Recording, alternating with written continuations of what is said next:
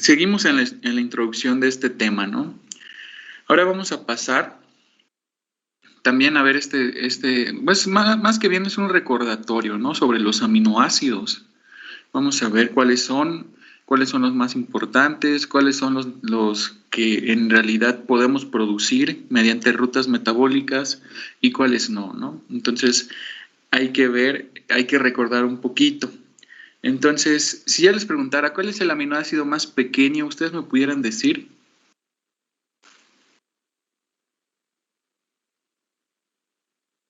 ¿Cuál es el más pequeño? ¿Cuál sería el aminoácido más pequeño? La glicina. La glicina, ¿no? O sea, es sencillo, es la más fácil de ubicar. ¿Cuál es el grupo R que tiene la glicina?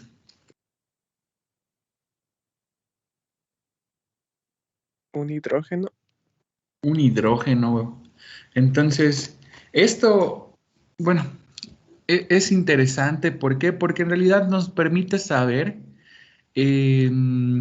cuando estamos hablando de bloques estructurales que son los aminoácidos para poder formar desde dipéptidos hasta péptidos y polipéptidos. Esto es muy importante, ¿no?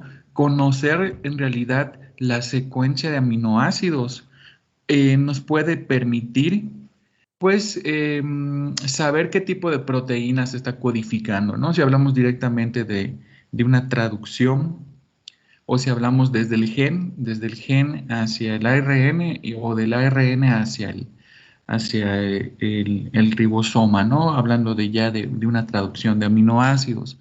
Entonces, sí es interesante. ¿Por qué? Porque les vuelvo a repetir, ¿no? Conocer toda la secuencia perdón, la primera estructura, la estructura primaria de los aminoácidos, en la cual solamente vamos a ver, pues, las cadenas lineales, nos da una idea. ¿Para qué nos sirve esto?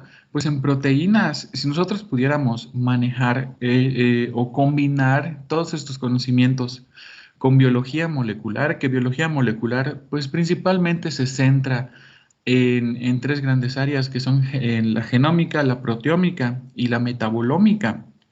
Esto empieza a tener como que un mayor impulso.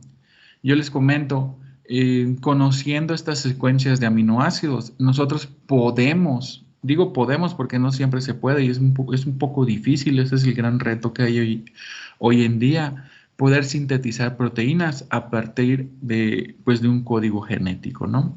Y todo esto va porque en realidad podemos seguir el código genético de una proteína, modificarla, tratar de hacer una modificación genética desde una bacteria o desde un vector de producción. Un vector normalmente se trabaja con diferentes tipos de levaduras, se les inserta un gen en su genoma, se inhiben ciertas secuencias en este gen para que pueda producirse de más y poder cosechar estas proteínas. Entonces, esto es hablando desde el punto de biología molecular.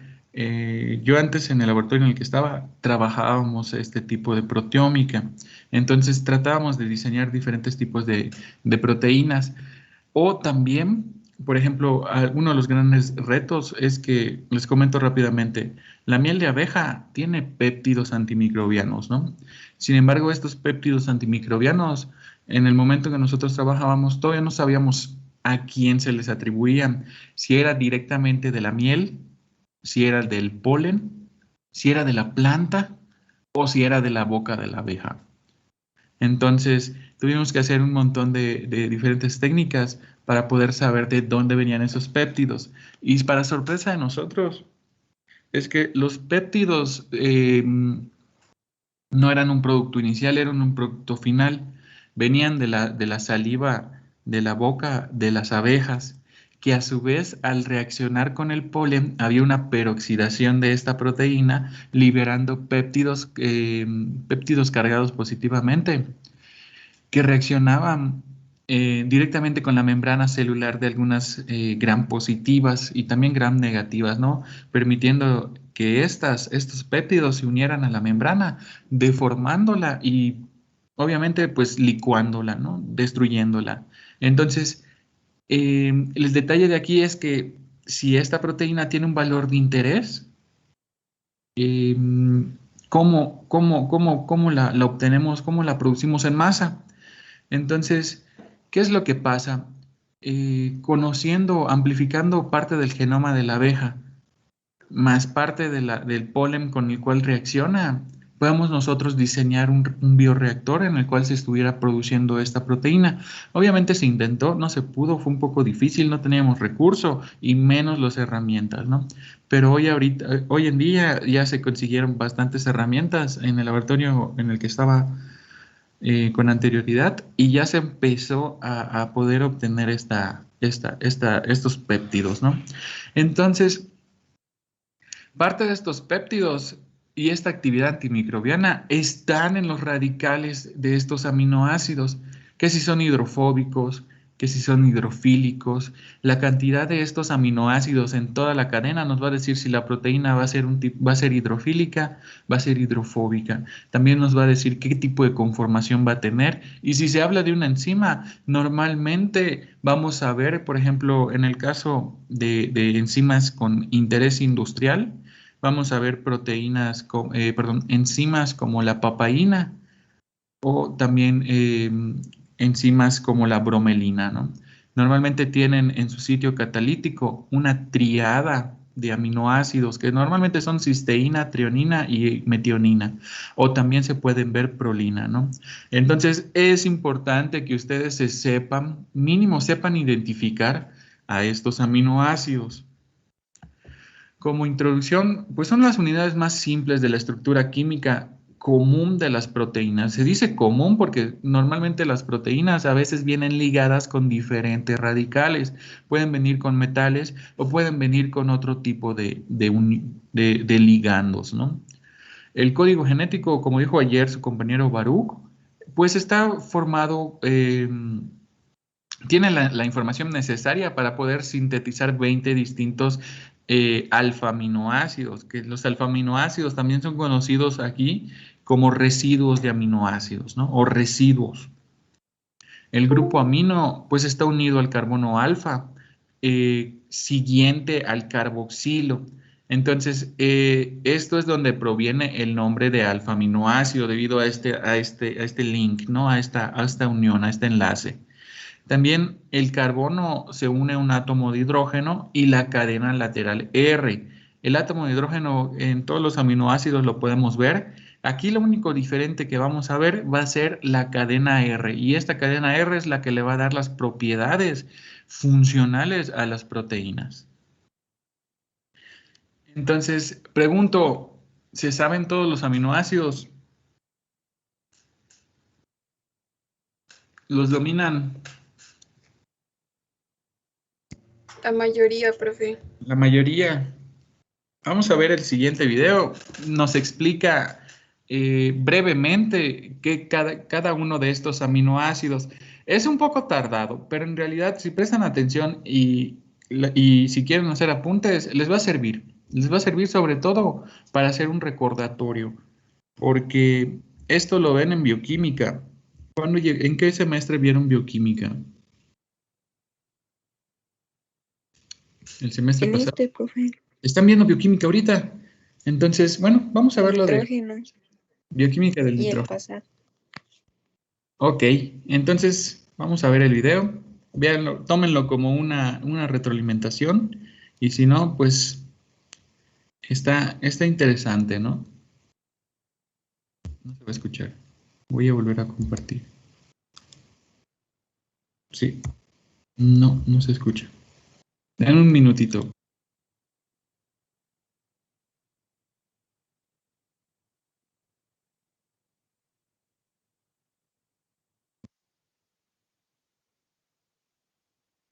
Solo que alguien me confirme si se escucha, por favor. Los aminoácidos son los compuestos orgánicos que forman a las proteínas. ¿Se escucha? Sí, profe. Ok, entonces presten atención, por favor. Que son cadenas de aminoácidos. Como su nombre lo indica, estos contienen tanto grupos básicos, amino, NH2, como grupos ácidos, carboxilo, COOH. Estas subunidades son clave para la formación de cientos de miles de proteínas diferentes en organismos tan distintos como una bacteria y un elefante o un hongo y un árbol. En este video te explicaremos cuáles son los aminoácidos esenciales y no esenciales, con las funciones y estructuras de cada uno. Si quieres aprender este tema por escrito, puedes visitar el enlace de la descripción. Se han descrito más de 200 aminoácidos distintos, pero los estudiosos de la materia han determinado que las proteínas de todos los seres vivos, simples o complejos, están formadas siempre por los mismos 20, los cuales se unen entre sí para formar secuencias lineales características. Ya que todos los aminoácidos comparten el mismo esqueleto principal, son sus cadenas laterales las que los diferencian. Por lo tanto, estas moléculas pueden concebirse como el alfabeto en el cual está escrito el lenguaje de la estructura de las proteínas. El esqueleto común para los 20 aminoácidos consiste en un grupo carboxilo, COOH, y un grupo amino, NH2, unidos a través de un átomo de carbono, conocido como carbono A. Los 20 aminoácidos comunes son A-aminoácidos. ¿Cómo se clasifican los aminoácidos? Los 20 aminoácidos más comunes, es decir, los aminoácidos proteicos, pueden dividirse en dos grupos, los esenciales y los no esenciales. Los no esenciales son sintetizados por el cuerpo humano, pero los esenciales deben ser adquiridos con los alimentos y son necesarios para el funcionamiento de las células. Los aminoácidos esenciales para el ser humano y otros animales son 9. Histidina, isoleucina, leucina, lisina, metionina, fenilalanina, treonina, triptófano, valina. Los aminoácidos no esenciales son 11. Alanina, arginina, asparagina, ácido aspartico, cisteína, ácido glutámico, glutamina, glicina, prolina, serina, tirosina. A continuación, veamos una breve descripción de las principales características y funciones de cada uno de los aminoácidos. Glicina. Este es el aminoácido con la estructura más sencilla, pues su grupo R consiste en un átomo de hidrógeno, H, por lo que contiene, además, un pequeño tamaño. Fue aislado por primera vez en 1820, a partir de la gelatina, pero es muy abundante también en la proteína que compone la seda, la friboína. No es un aminoácido esencial para los mamíferos, pues este puede ser sintetizado por las células de estos animales a partir de otros aminoácidos como la serina y la treonina. Participa directamente en unos canales en las membranas celulares que controlan el paso de iones de calcio de un lado al otro. También tiene que ver en la síntesis de purinas, de porfirinas y de algunos neurotransmisores inhibitorios del sistema nervioso central. Alanina. Este aminoácido, conocido también como ácido 2-aminopropanoico, tiene una estructura relativamente sencilla, pues su grupo R consiste en un grupo metilo, CH3, por lo que su tamaño también es bastante pequeño. Forma parte de muchas proteínas y, dado que puede ser sintetizado por las células corporales, no es considerado esencial, pero sí metabólicamente importante. Es muy abundante en la fibroína de seda, a partir de donde fue aislado por primera vez en 1879. La alanina puede ser sintetizada a partir del piruvato, un compuesto producido por una ruta metabólica conocida como la glucólisis, que consiste en la degradación de glucosa para la obtención de energía en forma de ATP. Participa en el ciclo de glucosa-alanina, que tiene lugar entre el hígado y otros tejidos de los animales, y que es una ruta catabólica que depende de proteínas para la formación de carbohidratos y para la obtención de energía. También forma parte de reacciones de transmisión en la gluconeogénesis y en la inhibición de la enzima glucolítica piruvato quinasa, así como en la autofagia hepática. Prolina. La prolina, ácido pirrolidín 2-carboxílico, es un aminoácido que posee una estructura particular, ya que su grupo R consiste en un anillo de pirrolidina, formado por 5 átomos de carbono unidos entre sí, incluyendo el átomo de carbono A. En muchas proteínas, la estructura rígida de este aminoácido es muy útil para introducir giros o pliegues. Tal es el caso de las fibras de colágeno en la mayoría de los animales vertebrados, que están formadas por muchos residuos de prolina y glicina. En las plantas se ha demostrado que participa en el mantenimiento de la homeostasis celular, incluyendo el balance redox y los estados energéticos. Puede actuar como molécula señalizadora y modular distintas funciones mitocondriales, influir en la proliferación o en la muerte celular, etc. Valina.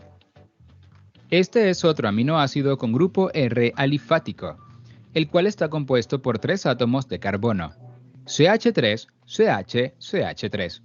Su nombre IUPAC es ácido 2,3-amino 3-butanoico, aunque también puede encontrarse en la literatura como ácido A-aminovaleriano. La valina fue purificada por primera vez en 1856 a partir de un extracto acuoso del páncreas de un ser humano, pero su nombre fue acuñado en 1906, dada su similitud estructural con el ácido valérico extraído de algunas plantas. Es un aminoácido esencial, pues no puede ser sintetizado por el cuerpo, aunque parece no desempeñar muchas más funciones, además de formar parte de la estructura de muchas proteínas globulares.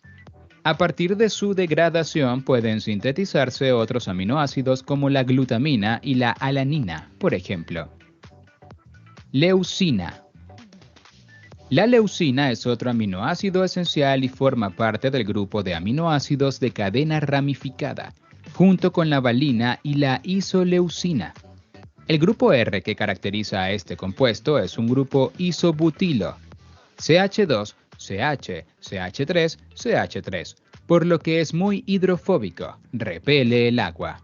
Fue descubierto en 1819 como parte de las proteínas de las fibras musculares animales y de la lana de oveja.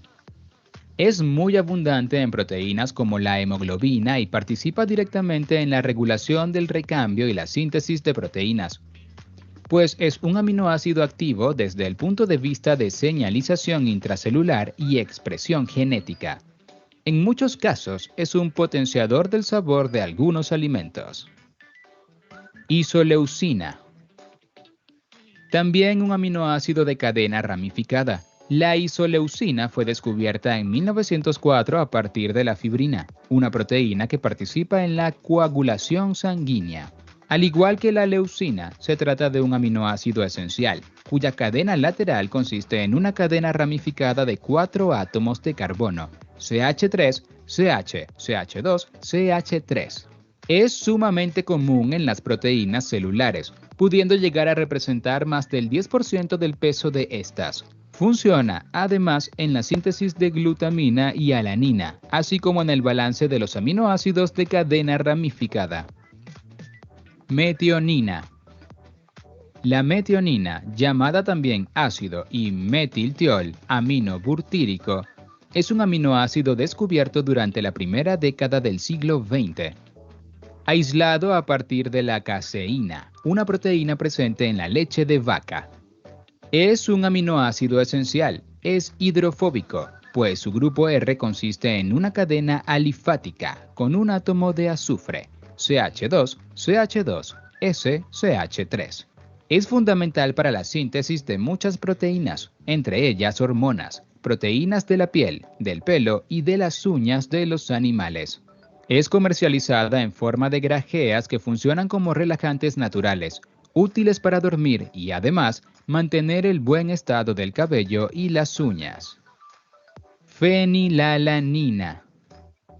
La fenilalanina o ácido B-fenil A-aminopropiónico Es un aminoácido aromático, cuyo grupo R es un anillo bencénico. Fue descubierta en 1879 en una planta de la familia Fabaceae, y hoy se sabe que es parte de muchas resinas naturales como el poliestireno. Como aminoácido hidrofóbico, la fenilalanina está presente en prácticamente todos los dominios hidrofóbicos de las proteínas. En muchas plantas, este aminoácido es fundamental para la síntesis de unos metabolitos secundarios conocidos como fenilopropanoides y los flavonoides. Tirosina. La tirosina, ácido B para hidroxifenil A aminopropiónico, es otro aminoácido aromático, cuyo grupo R es un anillo aromático asociado con un grupo hidroxilo menos OH, por lo que es capaz de actuar con distintos elementos. Fue descubierto en 1846 y generalmente es obtenido a partir de la fenilalanina.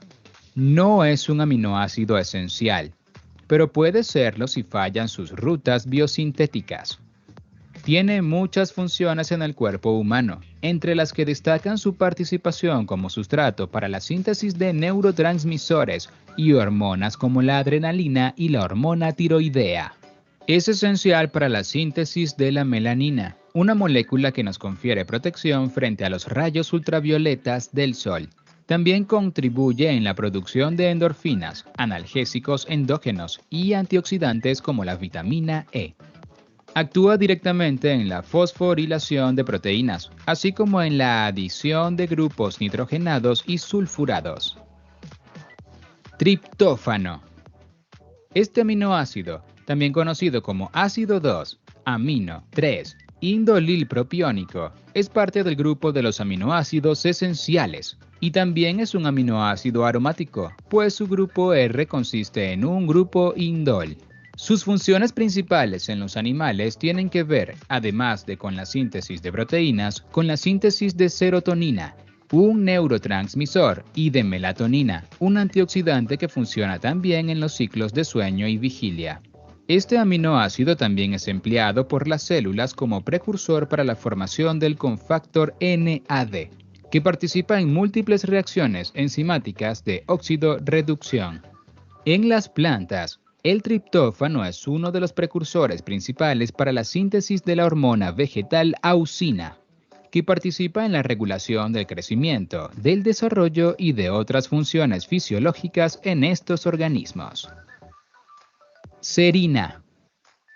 La serina o el ácido 2-amino 3-hidroxipropanoico es un aminoácido no esencial que puede ser producido a partir de la glicina. Su grupo R es un alcohol de fórmula, menos CH, 2OH, por lo que se trata de un aminoácido polar sin carga.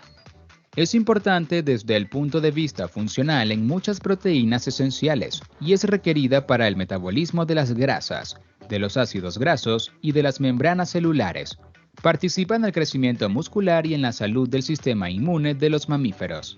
Sus funciones también se relacionan con la síntesis de cisteína, de purinas y pirimidinas, bases nitrogenadas, de ceramida y de fosfatidilcerina, un fosfolípido de membrana.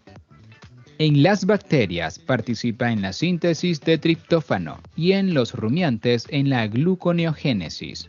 Forma parte del sitio activo de enzimas con actividad hidrolítica, conocidas como serin proteasas, y también participa en la fosforilación de otras proteínas.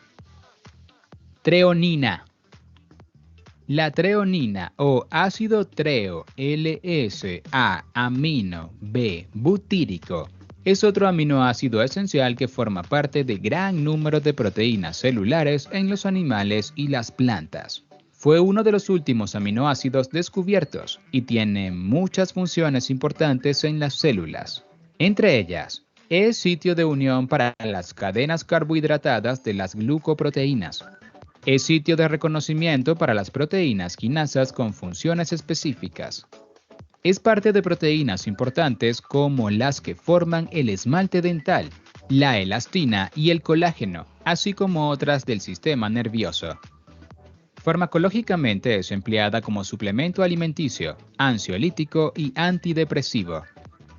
El grupo R de la treonina, al igual que el de la serina, contiene un grupo menos OH, por lo que se trata de un alcohol de estructura menos CH menos OH CH3.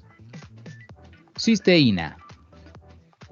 Este aminoácido no esencial fue descubierto en 1810 como el principal constituyente de la proteína encontrada en los cuernos de distintos animales. Su grupo R consiste en un grupo tiol o sulfidrilo, menos CH2 menos CH, por lo que es fundamental para la formación de puentes disulfuro intra e intermoleculares en las proteínas donde se encuentra, lo que es muy importante para el establecimiento de la estructura tridimensional de estas. Este aminoácido también participa en la síntesis de glutatión, de la metionina, del ácido lipoico, de la tiamina, de la coenzima A y de muchas otras moléculas importantes desde el punto de vista biológico. Además, forma parte de las queratinas, unas proteínas estructurales muy abundantes en los animales. Asparagina. La asparagina es un aminoácido no esencial, perteneciente al grupo de los aminoácidos polares sin carga. Este fue el primer aminoácido descubierto, 1806, aislado del zumo de espárragos. Se caracteriza por un grupo R, es una carboxamida, CH2, CO, NH2, por lo que puede formar puente de hidrógeno fácilmente. Es activo en el metabolismo celular y la fisiología corporal de los animales. Funciona en la regulación del sistema inmune, además de participar en el sistema nervioso y en la desintoxicación de amonio. Glutamina. El grupo R de la glutamina es descrito por algunos autores como una amida de la cadena lateral del ácido glutámico, CH2, CH2, CO, NH2. Este no es un aminoácido esencial, pues existen rutas para su biosíntesis en las células animales. Participa directamente en el recambio de proteínas y en la señalización celular, en la expresión genética y en el sistema inmune de los mamíferos. Es considerada como un combustible para las células proliferativas y tiene funciones como inhibidor de la muerte celular. La glutamina también participa en la síntesis de purinas, pirimidinas, ornitina, citrulina, arginina, prolina y asparagina. Lisina. La lisina o el ácido E-aminocaproico es un aminoácido esencial para los seres humanos y otros animales. Fue descubierta en 1889 como parte de la caseína, de la gelatina, de la albúmina de huevo y de otras proteínas animales. En su grupo R, la lisina tiene un grupo amino cargado positivamente, CH2, CH2, CH2, CH2, NH3 positivo, caracterizado por su hidrofobicidad. No solo actúa como micronutriente para las células corporales, sino que también es submetabólico para distintos tipos de organismos. Es fundamental para el crecimiento y la remodelación muscular y también parece tener actividad antiviral en la metilación de proteínas y en otras modificaciones. Histidina. Es un aminoácido semiesencial, pues hay rutas para su síntesis en los seres humanos adultos, pero no siempre copan los requerimientos corporales. Se trata de un aminoácido polar que tiene un grupo R conocido como imidazolio, que tiene una estructura cíclica con dos átomos de nitrógeno cuyas características le permiten participar en distintas reacciones enzimáticas, donde ocurren transferencias de protones. La histidina participa en la metilación de proteínas. Es parte de la estructura de la hemoglobina, la proteína que transporta oxígeno en la sangre de los animales. Está en algunos dipéptidos, antioxidantes, y es precursor de otras moléculas importantes como la histamina. Arginina. Este aminoácido con carga positiva fue aislado por primera vez en 1895 a partir de las proteínas de los cuernos de algunos animales. No es un aminoácido esencial, pero es muy importante para la síntesis de la urea, una de las formas en las que se excreta el nitrógeno en los animales. Su grupo R es CH2, CH2, CH2, NH, C, NH, NH2 y actúa como antioxidante, regulador de la secreción hormonal, desintoxicador de amonio, regulador de la expresión genética, reservorio de nitrógeno en la metilación de proteínas, etc. Ácido aspartico. El ácido aspartico tiene un grupo R con un segundo grupo carboxilo, CH2COOH, y forma parte del grupo de los aminoácidos cargados negativamente. Sus principales funciones tienen que ver con la síntesis de purinas, pirimidinas, asparagina y arginina. Participa en reacciones de transaminación en el ciclo de la urea y en la síntesis de inositol. Ácido glutámico. También pertenece al grupo de los aminoácidos cargados negativamente, con un grupo R de estructura, CH2, CH2, COOH, muy parecido al del ácido aspartico. Fue descubierto en 1866 a partir de gluten de trigo hidrolizado y se sabe que forma parte de muchas proteínas comunes en muchos seres vivos. Este aminoácido no esencial tiene muchas funciones importantes en las células de los animales, especialmente en la síntesis de glutamina y arginina, otros dos aminoácidos proteicos. Además, es un importante mediador de la transmisión de señales excitatorias en el sistema nervioso central de los animales vertebrados, por lo que su presencia en ciertas proteínas es crucial para el funcionamiento del cerebro, para el desarrollo cognitivo, la memoria y el aprendizaje.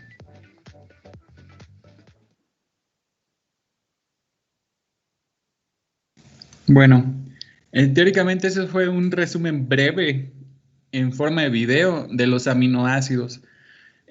Sabemos que esta información es mucho más compleja de la cual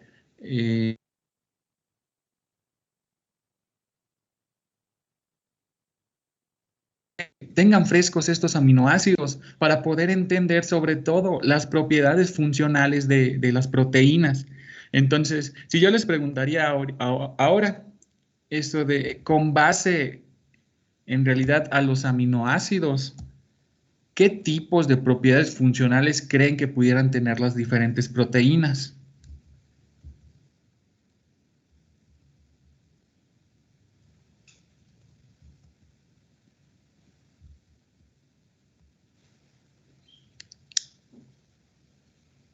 Obviamente, y relacionarlo con los aminoácidos, ¿no? ¿Qué tipo de propiedades funcionales tendrán las proteínas?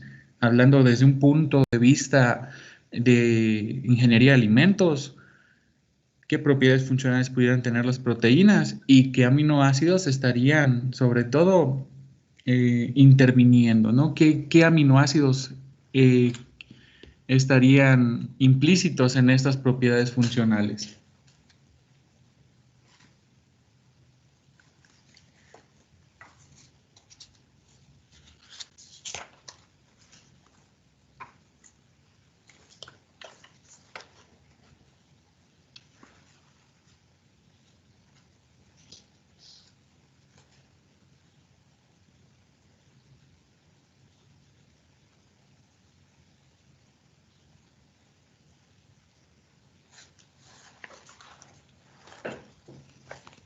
¿Nadie? ¿Alguna idea?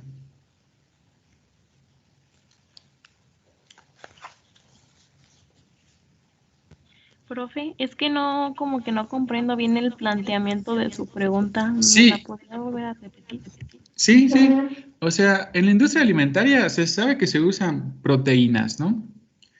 ¿Cuáles son las propiedades funcionales que brillan para la fabricación de alimentos? ¿Cuáles son las propiedades funcionales de las proteínas? Hablando desde el punto de vista de alimentos. Pues mencionaron que varios de los aminoácidos eran polares, entonces a lo mejor que haya solubilidad. Solubilidad. Sí, muy bien. Una de las propiedades funcionales de las proteínas, pues es la solubilidad, ¿no? Se dice que es un equilibrio, sobre todo entre proteínas y otros tipos de compuestos, ¿no? En este caso podríamos hablar de solvente proteína. Se sabe que cada aminoácido tiene diferente tipo de pKa, ¿no? Que es la solubilidad que va a tener o el tipo de cambio que va a poder sufrir en diferentes pHs. Entonces, la solubilidad pasa a ser una de las propiedades funcionales más importantes en las proteínas. ¿Por qué? Porque si nosotros conocemos algún tipo de alimento que en realidad no pueda solubilizarse normalmente, podemos utilizar proteínas como ligandos para que se puedan solubilizar. Aquí el reto más interesante que hay es que si se le cambia el pH a la proteína, pues ya vieron, ¿no? Las proteínas también tienen la función de servir o de comportarse como un buffer, ¿no? Entonces, al cambiar este pH pueden pasar muchas cosas, ¿no? De las principales es que la proteína precipite, que la proteína se solubilice y la verdad esto es lo que se está tratando de encontrar, o que no pase nada. Entonces, hay muchas preparaciones en alimentos en las cuales se usan proteínas. Y sí, una de las propiedades funcionales fue la que dice, la que comenta su compañera Valeria, ¿no? La solubilidad. Y está relacionada sobre todo a los aminoácidos polares. Hay otro tipo de propiedad funcional que está relacionada con los aminoácidos polares. ¿Cuál será?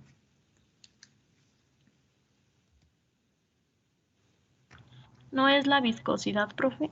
La viscosidad, la elasticidad y también la capacidad de absorber agua. Entonces, esto es importante conocer, ¿no? No solamente hay que entender que las propiedades funcionales de las proteínas son solubilidad, gelificación, emulsificación, capacidad de hacer espuma, encapsulación. Entonces, hay que saber por qué. Por eso es lo importante de conocer a los aminoácidos y sobre todo relacionarlo con las propiedades funcionales.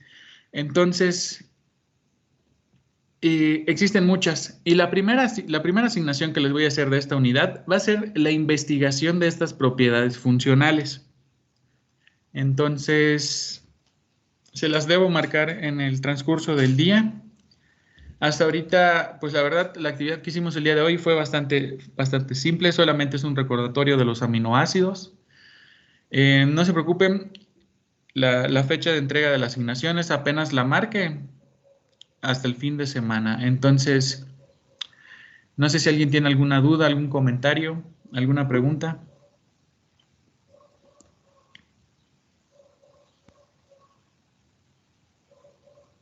Todo bien hasta ahorita, profe. Bueno, entonces eso sería todo de mi parte. Nos vemos el día de mañana. Hoy nos deben informar sobre el regreso a clases, entonces estamos pendientes de